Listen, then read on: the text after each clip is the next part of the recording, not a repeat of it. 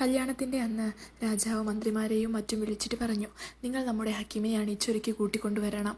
പറഞ്ഞ പോലെ പുതുമാറിന് ധരിക്കേണ്ട പുതിയ വസ്ത്രങ്ങളെല്ലാം കൊണ്ടുപോയി. ആസുറ ബീവി എന്ന ഹക്കീം വൈദികൻ ഒരു നിവൃത്തിയുമില്ല. അവർ കൊണ്ടുവന്ന വസ്ത്രങ്ങളെല്ലാം ധരിച്ച് പരിവാരങ്ങളോടൊപ്പം വിവാഹപന്തലിലേക്ക് നടക്കുകയാണ്. നിക്കാഹെല്ലാം കഴിഞ്ഞു.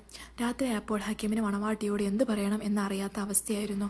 അല്പസമയത്തിന് ശേഷം മണവാട്ടി മണിയറയിലേക്ക് വരുന്നത് കണ്ട ആസുറ എന്ന ഹക്കീം മുസല്ല എടുത്ത് വിരിച്ച് നിസ്കാരം തുടങ്ങി. ആ നിസ്കാരം സുബിഹി വരെ നീണ്ടു. പിറ്റേ ദിവസവും ഇത് തന്നെ ആവർത്തിച്ചു. ഇത് കാരണം മണവാട്ടിക്ക് വിഷമങ്ങൾ അലട്ടാൻ തുടങ്ങി. വിവരം ഉമ്മയോട് അവതരിപ്പിച്ചു.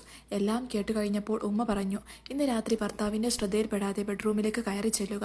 അപ്പോൾ നിസ്കരിക്കാൻ വേണ്ടി കൈ കെട്ടുന്ന നേരം കൈക്ക് പിടിച്ചിരുത്തി, എന്താണ് നിങ്ങൾ ഇങ്ങനെ ചെയ്യുന്നത്? കാര്യങ്ങൾ അന്വേഷിക്കണം. ഉമ്മ രാജകുമാരിയോട് പറഞ്ഞു കൊടുത്തു. പറഞ്ഞതുപോലെ രാജകുമാരി ഹക്കീമിൻ്റെ ശ്രദ്ധയിൽപ്പെടാതെ മണിയറയിലേക്ക് കയറി. രാജകുമാരിയെ കണ്ട പാടെ നിസ്കരിക്കാൻ വേണ്ടി ഒരുങ്ങുമ്പോൾ ആ കൈ പിടിച്ച് രാജകുമാരി ചോദിച്ചു, നിങ്ങൾ എൻ്റെ ഭർത്താവല്ലേ? ഭർത്താവ് ഒരു ഭാര്യയോട് നിറവേറ്റേണ്ട കടമകളില്ലേ? നിങ്ങൾ എന്താണ് അതൊന്നും ശ്രദ്ധിക്കാതെ എപ്പോഴും നിസ്കാരത്തിൽ മുഴുകുന്നത്? ആസുറ ബീവി ചിന്തിച്ചു. എല്ലാ സത്യങ്ങളും രാജകുമാരിയോട് പറയാൻ സമയമായി. ആസുറ ബീവി പറഞ്ഞു, ഞാൻ ഹക്കീമല്ല. അഫ്സൂസ് എന്ന രാജ്യത്തെ രാജാവായ അബ്ദുള്ളയുടെ ഭാര്യയായ ആസുറ എന്നവളാണ് ഞാൻ. അതു പറഞ്ഞ് ആസുറ തലയിലെ കെട്ടെടുത്തു മാറ്റി. ഇത് കണ്ട് മെഴിച്ചു നിൽക്കുന്ന രാജകുമാരി ആസുറ ബീവി നടന്ന എല്ലാ സത്യങ്ങളും പറഞ്ഞു. കഥകൾ കേട്ടപ്പോൾ രാജകുമാരി ഇത് സ്വപ്നമാണോ യാഥാർത്ഥ്യമാണോ തിരിച്ചറിയാൻ പ്രയാസപ്പെട്ടു. ആസുറ ബീവി പറഞ്ഞു, ഈ വിവരം പുറത്തു പറയരുത്. കുറച്ചു ദിവസം കൂടെ ഇതുപോലെ തുടരണം. നമ്മുടെ ബെഡ്റൂമിൽ നീ അനിയത്തിയും ഞാൻ ജ്യേഷ്ഠത്തിയും, പുറത്ത് നമ്മൾ ഭാര്യയും ഭർത്താവും. രാജകുമാരി സമ്മതിച്ചു. ദിവസങ്ങൾ കടന്നുപോയി. ഒരു ദിവസം ആസുറ ബീവി ഒരു സ്വപ്നം കാണുന്നു. തൻ്റെ ഭർത്താവ് ഹജ്ജ് കഴിഞ്ഞ് തിരിച്ചെത്തിയിരിക്കുന്നു. വിവരം രാജകുമാരിയോട് പറഞ്ഞു. എൻ്റെ ഭർത്താവ് ഹജ്ജ് കഴിഞ്ഞ് തിരിച്ചെത്തിയിരിക്കുന്നു. സത്യങ്ങൾ പുറത്തു വരാൻ ഇനി അധിക ദിവസങ്ങളില്ല. അസുറ ബീവി സ്വപ്നം കണ്ട പോലെ തന്നെ അബ്ദുള്ള രാജാവ് ഹജ്ജ് കഴിഞ്ഞ് തിരിച്ചു വന്നു നോക്കുമ്പോൾ കേൾക്കുന്നത് ഞെട്ടിപ്പിക്കുന്ന വാർത്തകളാണ്. പക്ഷേ ആസുറ ബീവിയെ ഉപദ്രവിച്ചവരെ ആരെയും അള്ളാഹു വെറുതെ വിട്ടില്ല. അബ്ദുറഹ്മാനെ 2 കണ്ണും രോഗം ബാധിച്ച് പഴുപ്പ് വന്നു. 2 കണ്ണും പഴുത്ത് ചീയാൻ തുടങ്ങിയിരിക്കുന്നു. അവൻ മഹദിയെ നോക്കി മോഹിച്ചതാണല്ലോ. ഇതേ രോഗം അവൻക്ക് വേണ്ടി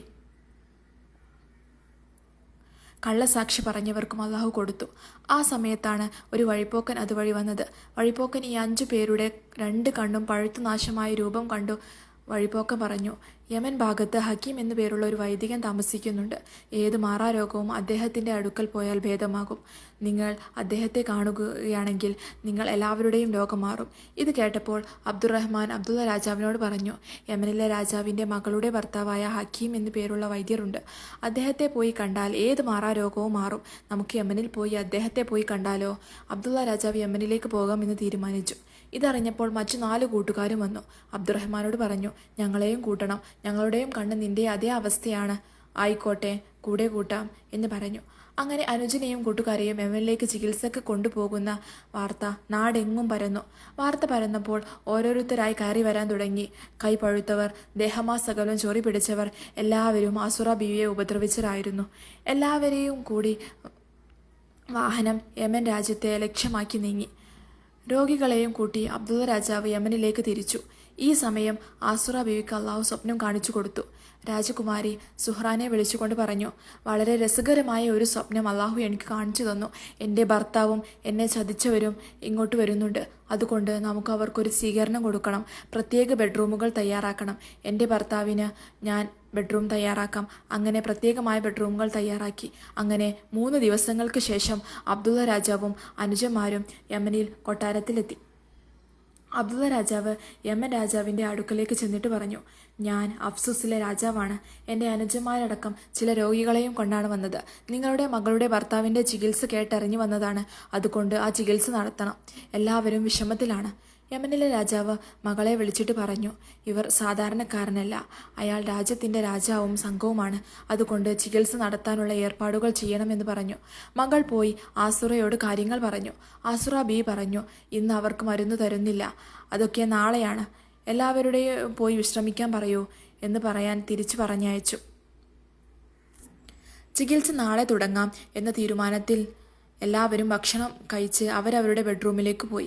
കൂട്ടത്തിൽ അബ്ദുള്ള രാജാവും രാത്രി ഭക്ഷണമെല്ലാം കഴിച്ച് തനിക്ക് വേണ്ടി തയ്യാറാക്കിയിരിക്കുന്ന ബെഡ്റൂമിലേക്ക് നടക്കുമ്പോൾ തനിക്ക് വിശ്രമിക്കാൻ വേണ്ടി സജ്ജീകരിക്കപ്പെട്ട കിടപ്പറ കണ്ടപ്പോൾ ഒരുപാട് പൂർവ്വകാല സ്മൃതികൾ അദ്ദേഹത്തിൻ്റെ മനസ്സിലൂടെ കടന്നുപോയി.